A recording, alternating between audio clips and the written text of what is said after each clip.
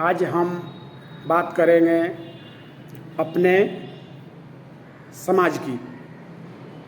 हम जिस समाज से आते हैं उस समाज की। और आप सभी जानते हैं कि मैं भूमिहार समाज से आता हूँ और अभी इस समाज की क्या स्थिति है।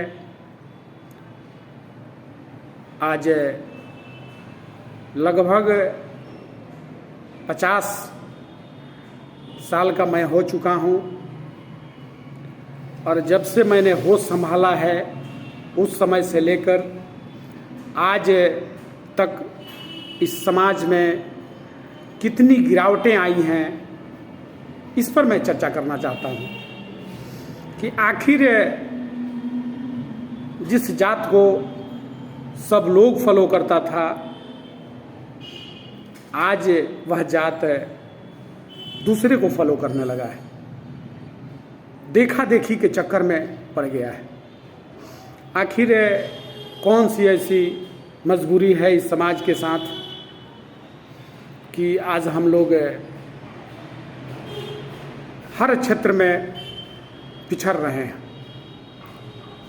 चाहे राजनीति का क्षेत्र हो, चाहे शिक्षा का क्षेत्र हो, चाहे बिजनेस व्यवसाय का क्षेत्र हो, चाहे सामाजिक कार्य करने का क्षेत्र हो, या चाहे और भी कोई क्षेत्र हो।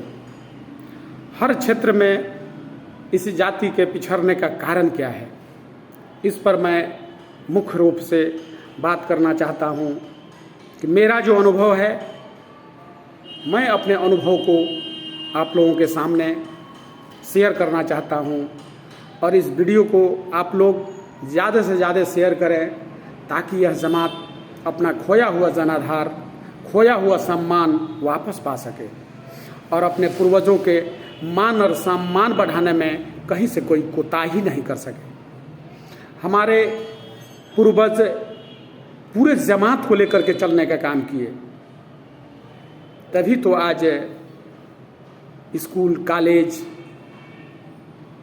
महाविद्यालय, चिकित्सा महाविद्यालय, इंजीनियरिंग कॉलेज इत्यादि का निर्माण किया गया। क्या वह निर्माण केवल अपने समाज के लिए किया गया? जी नहीं। यह जात जो है भूमिहार जात, यह एक विचारधारा है। इनका अपना एक अलग संस्कार होता है, तभी तो पूरे जमात को सहेज करके ले चलने का काम हम लोगों के पूर्वजों ने किया है।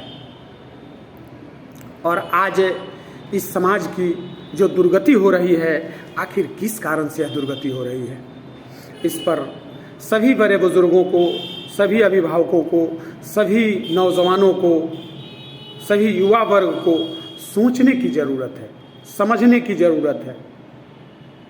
तभी इस समाज का कायाकल्प हो सकता है, तभी इस जमात का विकास हो सकता है। आज यह समाज कई धरों में बटा हुआ है, इसका कारण क्या है? इस पर गहन चिंतन करने की ज़रूरत है, मंथन करने की ज़रूरत है कि आखिर कौन सी ऐसी परिस्थिति है, कौन सी ऐसी मजबूरी है कि हम लोग आपस में लड़ रहे हैं, आपस में कोई तालमेल नहीं बैठा रहे हैं, आपस में कोई सामंजस्य बैठाने का नाम नहीं ले रहा है। आपसी मनमुटाव चरम पर है। आखिर इसका कारण क्या है? इस पर गहन मंथन करने की ज़रूरत है और सभी मतभेदों को बुला करके एक मंच पर आने की ज़रूरत है ताकि यह समाज, भूमिहार समाज, अपना खोया हुआ सम्मान, खोया हुआ प्रतिष्ठा वापस पा सके। और जिस दिन यह समाज अपने पूर्वजों के बताए हुए रास्ते पर चलने का काम करना शुरू कर देगा, जिस दिन से यह समाज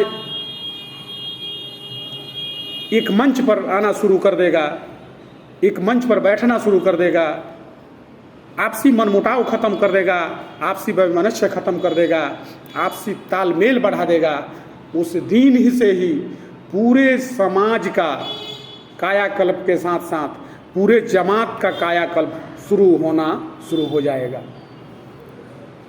इस पर मैं विशेष रूप से जोर देना चाहता हूँ कि जब तक इस समाज का पूरी तरह से विकास नहीं होगा तब तक किसी भी जमात का विकास नहीं हो सकता है, क्योंकि यह जात, भूमिहार जात जो है, यह जात नहीं, यह एक विचारधारा है, यह एक संस्कार है, यह एक संस्कृति है, यह एक सभ्यता है। इसको समझने की ज़रूरत है और इस पर मंथन करने की ज़रूरत है। और जितना भी आपसी कटुता है, भाई भाई में कटुता है, बाप बेटे में कटुता है, भाई बहन में कटुता है, माँ बेटे में कटुता है, पति पत्नी में कटुता है, पटीदार से कटुता है, संबंध में कटुता है, इस सारे कटुता को खत्म करना होगा। इसको खत्म किए बिना इस जमात का कायाकल्प नहीं हो सकता है।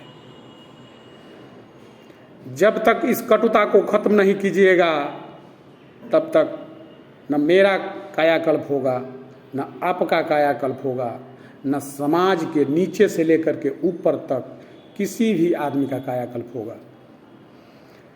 और अपने संस्कार, अपने संस्कृति, अपने सभ्यता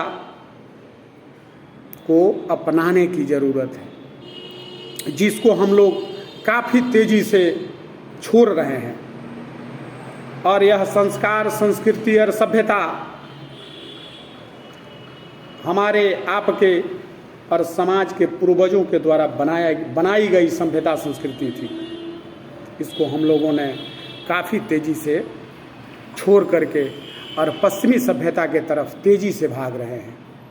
और जब तक हम लोग अपने पूर्वजों के बताए हुए रास्ते पर चलने का काम नहीं करेंगे तब तक इस जमात का, इस समाज का कायाकल्प नहीं हो सकता है। जब तक समाज का कायाकल्प नहीं होगा तब तक किसी भी जमात का कायाकल्प नहीं हो सकता है। इसके लिए हम सभी लोगों को, आपको, हमको और समाज के प्रत्येक लोगों को, चाहे वह छोटा हो, बड़ा हो,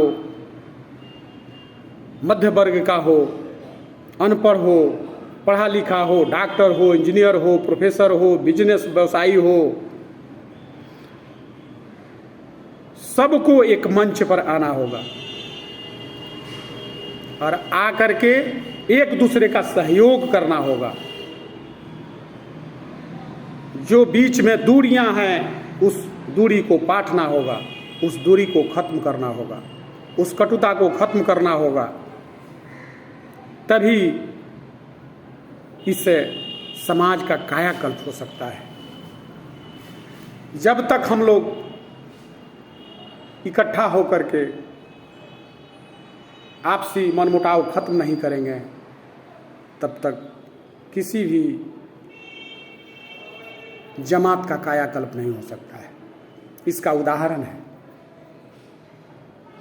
आखिर हमारे पूर्वज जितने भी स्कूल, कॉलेज, विद्यालय, महाविद्यालय, engineering college, medical college, polytechnic college, degree college, BEd college, ये सब खोले, किसके लिए खोले? क्या केवल अपने समाज के लिए खोले?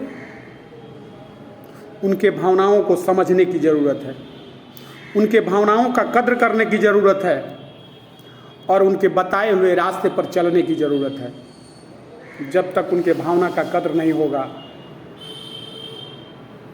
जब तक उनके बताए हुए रास्ते पर हम लोग चलने का काम नहीं करेंगे तब तक आपसी खाई जो बन गई है उस खाई की भरपाई नहीं होगी।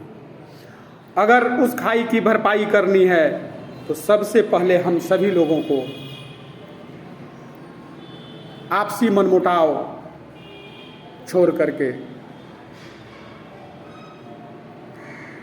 आगे आना होगा। तभी सबका वर्तमान और भविष्य सुंदर और सुनहरा हो सकता है। इससे बात की गांठ बांध लेनी होगी कि जब तक हम लोग इकट्ठा नहीं होंगे तब तक किसी भी जमात का कायाकल्प नहीं हो सकता है। न सुंदर शिक्षा हो सकती है, न सुंदर स्वास्थ्य व्यवस्था ठीक हो सकती है, न भ्रष्टाचार खत्म हो सकता है, न बेरोजगारी मिट सकती है। इसके लिए हम सभी लोगों को एक मंच पर आकर के और अपने उत्थान के बारे में सोचना होगा, अपने प्रगति के बारे में सोचना होगा, अपने विकास के बारे में सोचना होगा। जिस दिन हम, आप और समाज के प्रत्येक लोग अपनी उन्नति, अपने विकास के बारे में, अपने वर्तमान और भविष्य के विकास के बारे में सोचना शुरू कर देंगे, उसी दिन से पूरे जमात का कायाकल्प होना शुरू हो जाएगा। मैं दावे के साथ कह रहा हूँ। मेरी बात को ज़्यादा से ज़्यादा लोगों के पास पहुँचाने की ज़रूरत है, ताकि इस वीडियो को ज़्यादा से ज़्यादा लोग देख सकें और इस पर विचार कर सकें। इसी के साथ मैं अरविंद किशोर, जय हिंद, जय भारत, जय समाज, जय बिहार, जय जमात, जय हिंद, वंदे मातरम।